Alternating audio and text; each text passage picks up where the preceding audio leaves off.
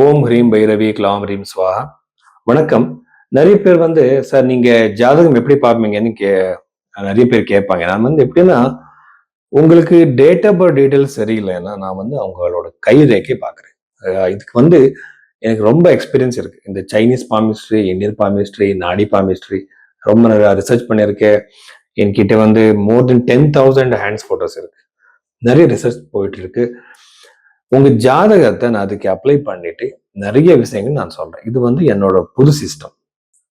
ஒரு ஜாதகத்துல உங்க டைம் கரெக்டா இருந்தா பர்த் டைம் அது வச்சுட்டு உங்க நிறைய விஷயங்கள் சொல்லலாம். ஃபர்ஸ்ட் நான் லக்னம் கண்டுபிடிச்சு அதுல விம்சோத்ரி தசா, யோகினி தசா, ஜெமினி தசா யூஸ் பண்றேன். ஒரே தசை மட்டும் இல்லை. அதுக்கப்புறம் இப்போ நீங்க கரியர் பத்தி நீங்க கேட்டுட்டீங்கன்னா ராசி சார்ட் எல்லாமே தசாப்த சார்ட்டும் நான் பார்க்குறேன், நவாம்சம் பார்க்குறேன், அஷ்டக வர்க்கம் அப்ளை பண்றேன், ஹெல்த் இஷ்யூஸ் இருந்த கோட்டா சக்கரம் எல்லாமே நான் யூஸ் பண்ணேன். இது ஒரு சயின்டிபிக்கான ஒரு மெத்தடாலஜி. இது சும்மா ஒரு ராசி சார்ட் பார்த்து ஒரு பிளானட் எங்க இருக்கு, ஒரு பிளானட் அங்கே இருக்குன்னு சொல்றது இல்லை. டெக்னிக்கலா ஸ்டெப் பை ஸ்டெப்பா நம்ம போறது. இந்த மாதிரி நான் ஹேண்டு, ஜாதகம், பிரஷ்ன சாஸ்திரம் அந்த எல்லாமே அப்ளை பண்ணி நான் ப்ரெடிக்ஷன் கொடுக்குறேன். ஸோ இந்த மாதிரி என்னோட சிஸ்டம் இருக்கு. நீங்க உங்க ஜாதகம் அப்படி நீங்க தெரிஞ்சுக்கணும்னா நீங்க என்ன கன்சல்டேஷன் நீங்க எடுத்துக்கலாம். அந்த நம்பருக்கு நீங்க கால் பண்ணிட்டு புக் பண்ணலாம். மகர ராசி 2026 ஏப்ரல் 5ஆம் தேதிக்கு அப்புறம் இந்த வார பலத்துல மகர ராசியில பிறந்தவருக்கு ஏதா நாம பார்த்தா பாசிட்டிவா நெகட்டிவா.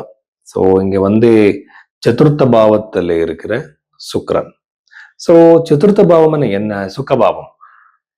அந்த பாவத்தில் இருக்கிற பிளானெட் எப்படி நம்ம பாசிட்டிவா நாம பார்க்க முடியும்னா அது கண்டிப்பா உங்களுக்கு வெஹிக்கிள் வாங்குற யோகம் அதிகமா இருக்கு. அது வெஹிக்கிள் எந்த மாதிரி வெஹிக்கிள் கூட ஆயிருக்கலாம், சைக்கிள் கூட ஆயிருக்கலாம். ஸோ அந்த வெஹிக்கிள் வாங்குற யோகம் நிறைய நாள்ல இருந்து நீங்க உங்க மனசுலயே இருக்கு. அந்த வெஹிக்கிள் நாங்க வாங்கணும்னுட்டு அது கண்டிப்பா வாங்குற யோகம் உங்களுக்கு இருக்கு.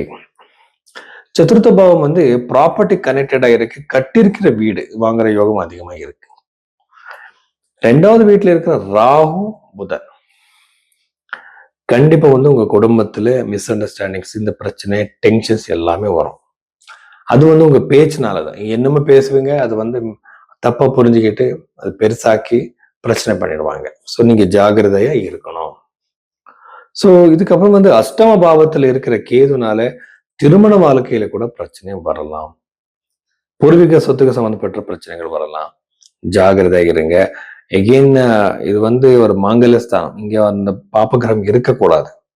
உங்க லைஃப் பார்ட்னருக்கு உங்களுக்கு நடுவே ரொம்ப சின்ன சின்ன விஷயங்களுக்கு மிஸ் அண்டர்ஸ்டாண்டிங் வர்றதுக்கு அதிகமான சான்ஸ் இருக்கு.